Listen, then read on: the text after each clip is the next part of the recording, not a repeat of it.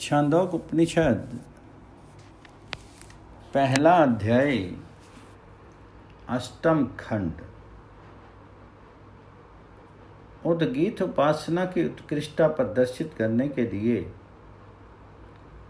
शिल्क, दालभ्य और परवाहन का संवाद।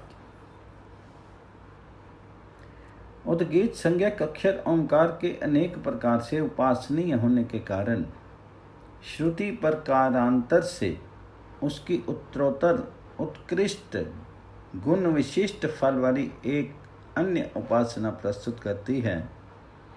यहाँ जो इतिहास दिया जाता है वह सरलता से समझाने के लिए है। कहते हैं, शालावान का पुत्र शिल्क, चिकितायन का पुत्र दालभ्य और जीवल का पुत्र परवाहन, ये तीनों उद्गीत विद्या में कुशल थे। उन्होंने परस्पर कहा, हम लोग उद्गीत विद्या में निपुण हैं, अतः यदि आप लोगों की अनुमति हो तो उद्गीत के विषय में परस्पर वार्तालाप करें। त्रय तीन संख्या वाले ये निपात इतिहास को सूचित करने के लिए है। उद्गीत में उद्गीत विद्या में कुशल निपुण थे। तात्पर्य यह कि किसी देश और काल में अथवा किसी निमित्त विशेष से एकत्रित हुए पुरुषों में ये तीन व्यक्ति उद्गीत में निपुण थे। सारे संसार के भीतर उद्गीत आदि के ज्ञान में इन तीन की ही कुशलता हो ऐसी बात नहीं है, क्योंकि श्रुति में उषष्टि, जान श्रुति और के आदि सर्वज्ञ कल्प पुरुष भी प्रसिद्ध हैं। वे तीन कौन थे इस विषय में श्रुति कहती है, शिल्क जिसका नाम था वह शालावान का पुत्र शालावत्य, चिकितायन का पुत्र चकितायन जो दल्भ गोत्र में उत्पन्न होने के कारण दालभ्य कहा गया है, अथवा वह द्वय अमनुष्यायन होगा, तथा नाम से परवाहन और जीवल का पुत्र होने से जैवली कहलाने वाला ये तीन पुरुष थे।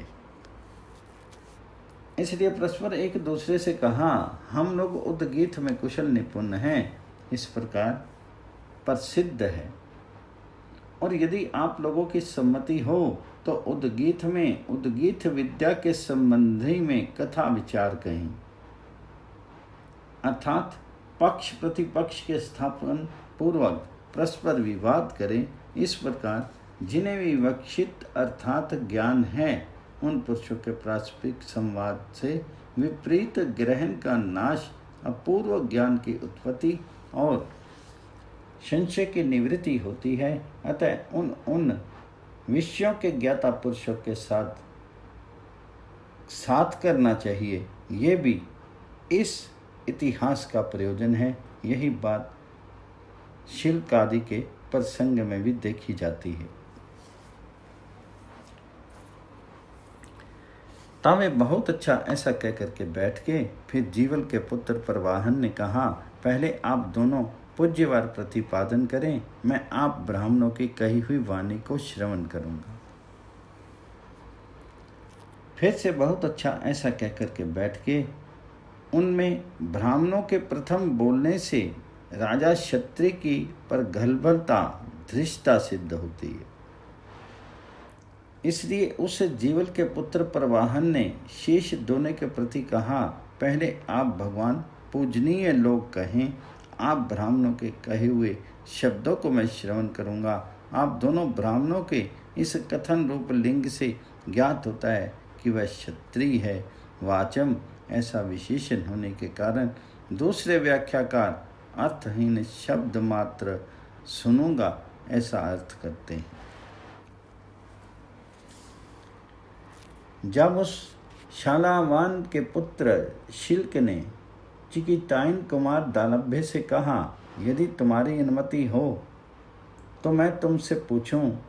उसने कहा, पूछो।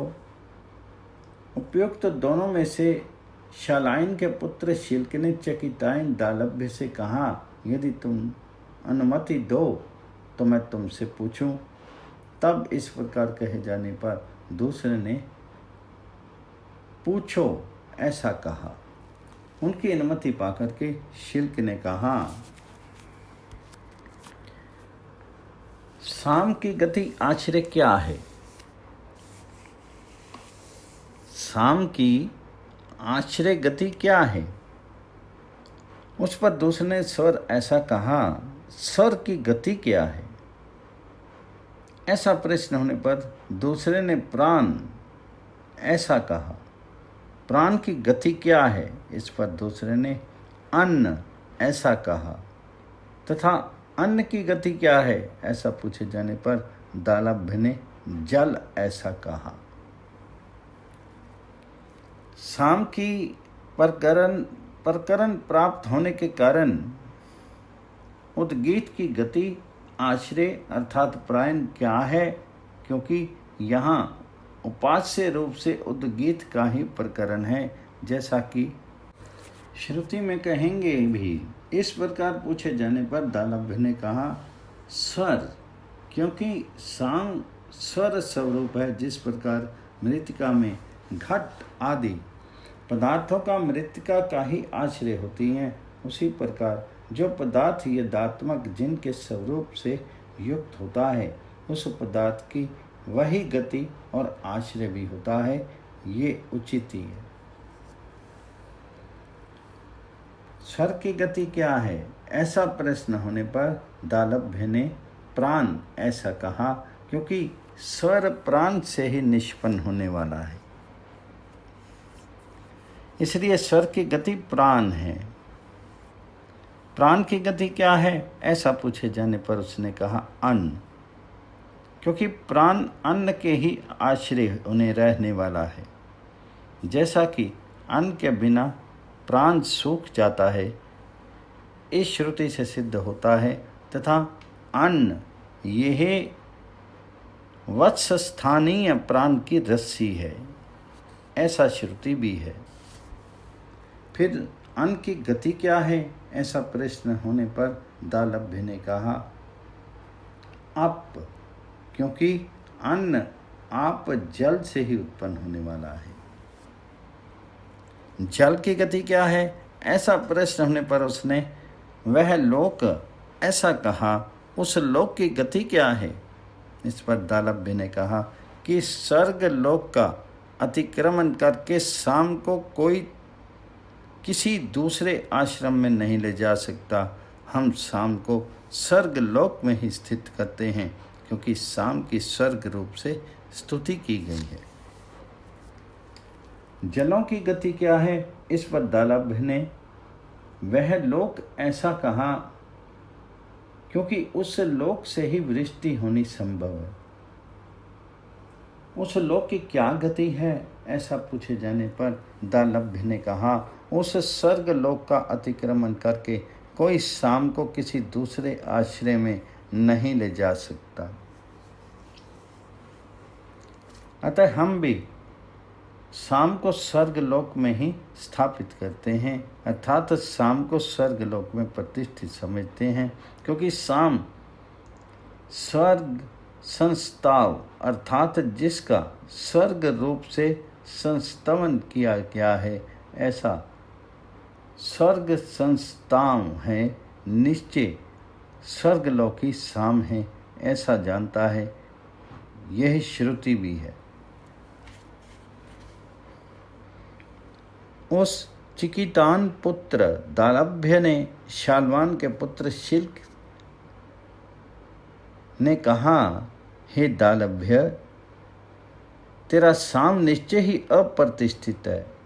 जो इस समय कोई सामवेता ये कहते कि तेरा मस्तक पृथ्वी पर गिर जाए, तो निश्चय ही तेरा मस्तक गिर जाएगा। उस चकिताइन दालभ्य से दूसरे शालावत्य शिल्क ने कहा, हे दालभ्य, निश्चय ही तेरा साम अप्रतिष्ठित, असंस्थित अर्थात उत्तरोत्तर उत्कृष्ट रूप से असमाप्त गति वाला है। वे और किल, इन निपातों से श्रुति आगम यानी उपदेश परंपरा का स्मरण कराती है।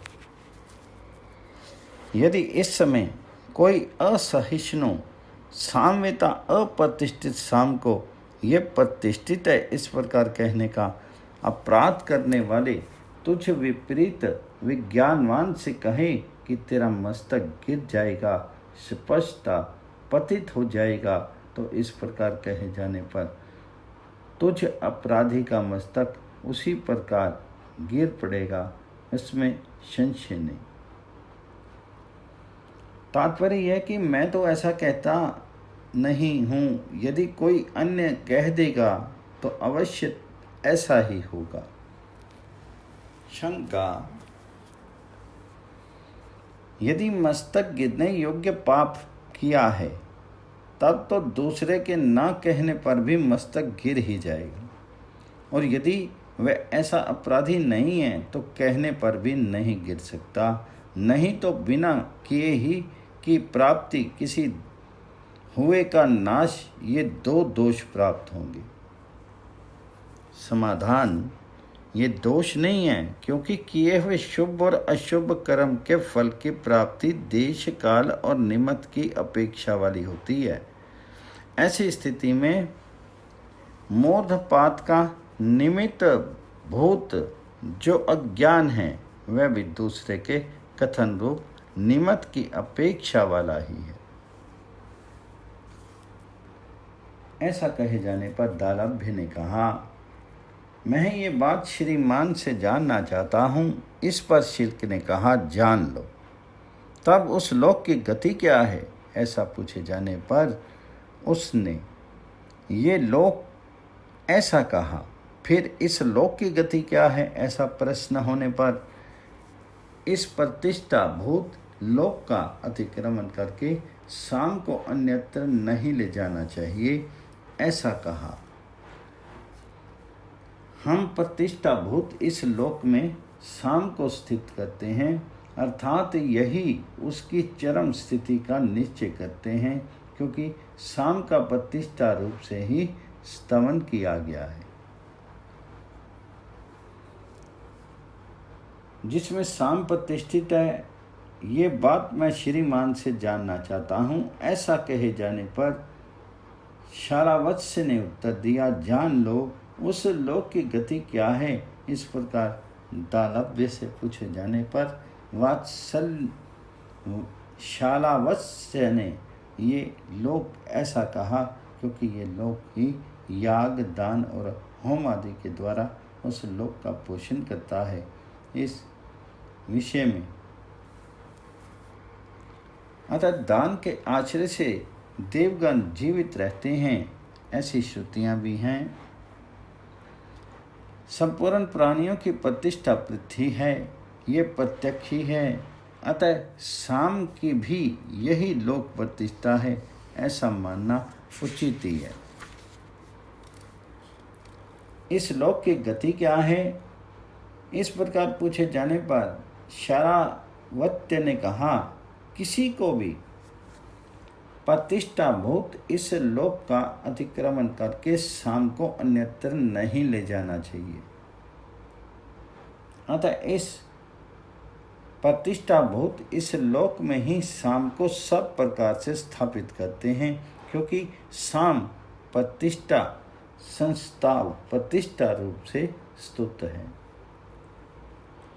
यह पृथ्वी ही रथंतर साम है, ऐसा श्रुति भी है। तब मुझसे जीवल के पुत्र प्रभा ने कहा, हे शालावत्य, निश्चय ही तुम्हारा नाम अंतवान है। यदि कोई ऐसा कह दिया कि तुम्हारा मस्तक गिर जाए तो तुम्हारा मस्तक गिर जाता। शारावत्य ने कहा, मैं इसे श्रीमान से जानना चाहता हूँ। इस पर परवाहन ने जान लो ऐसा कहा।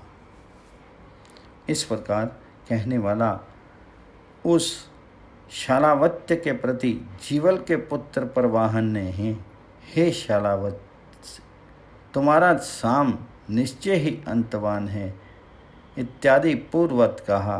तब शालावत्य ने कहा, मैं इसे श्रीमान से जानना चाहता हूँ। तब दूसरे प्रवाहन ने कहा, जान लो। इति छांदोग्य उपनिषद प्रथम अध्याय अष्टम खंड भाष्यम संपूर्णम। छांदोग्य उपनिषद नवम खंड। शिल की उक्ति, आकाश इस सब का आश्रय है। परवाहन की अनुमति पाकर के शिल्क ने कहा, इस लोक की क्या गति है? इस पर परवाहन ने कहा, आकाश,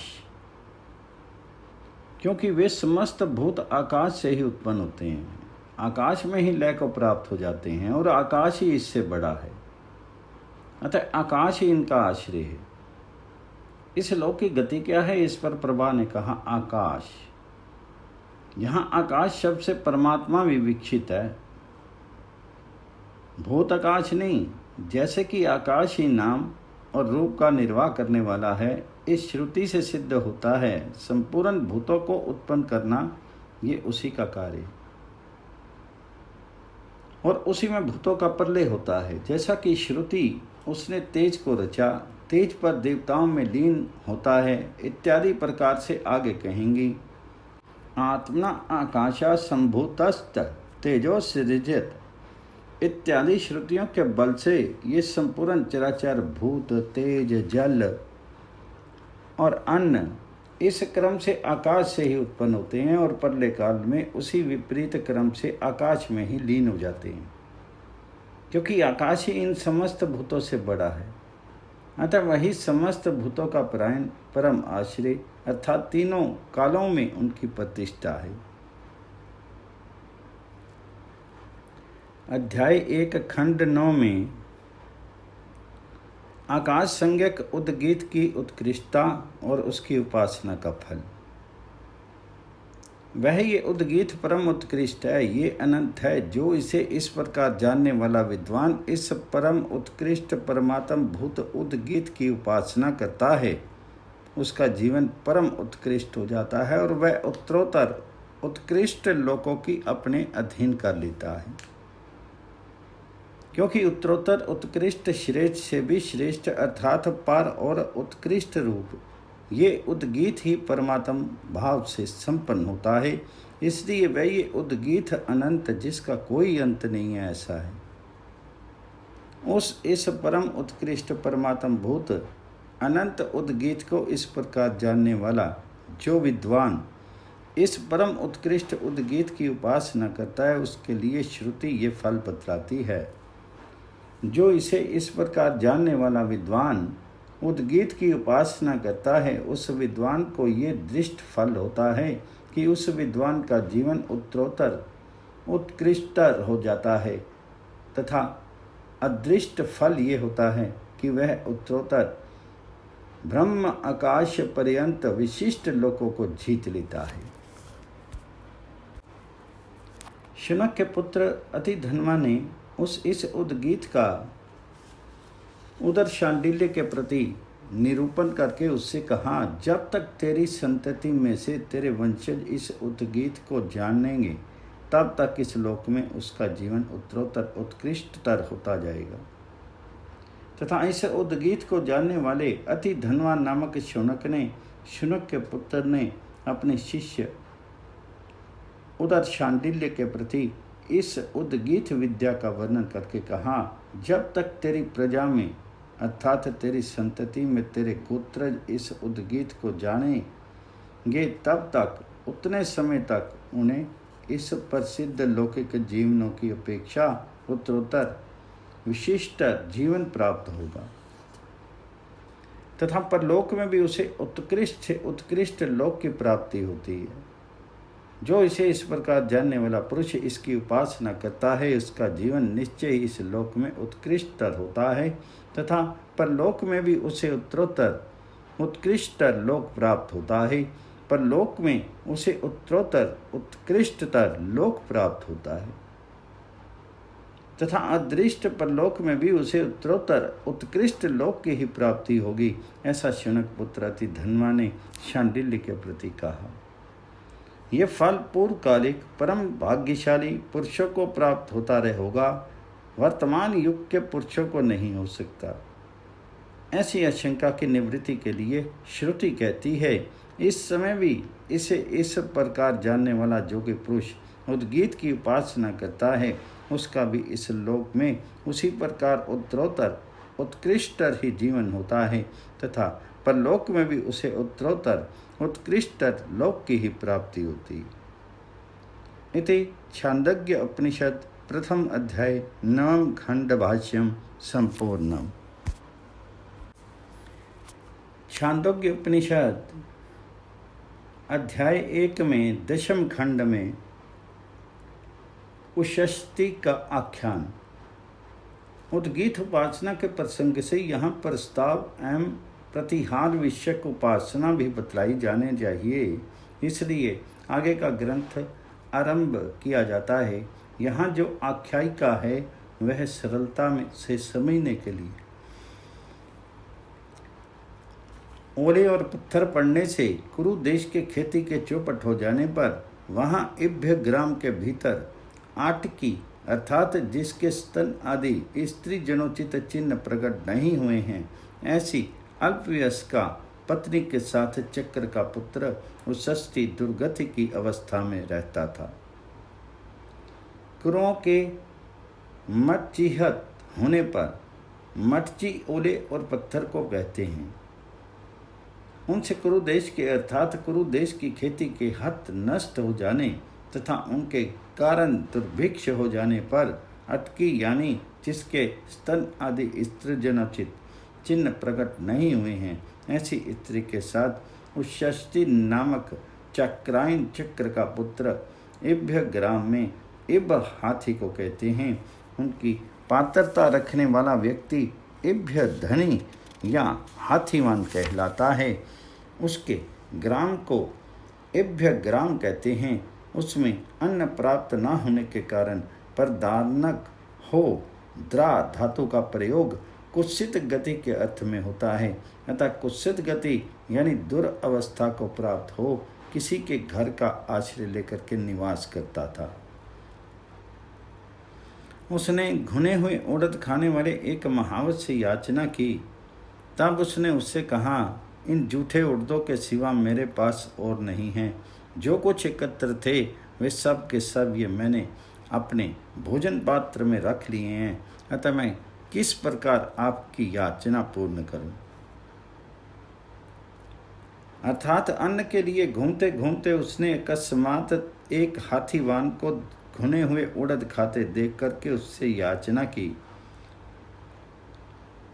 उस उषष्टि से हाथीवान ने कहा, मेरे द्वारा खाए जाते हुए इन जूठे उड़दों के समूह के सिवा मेरे पास और उड़द नहीं है।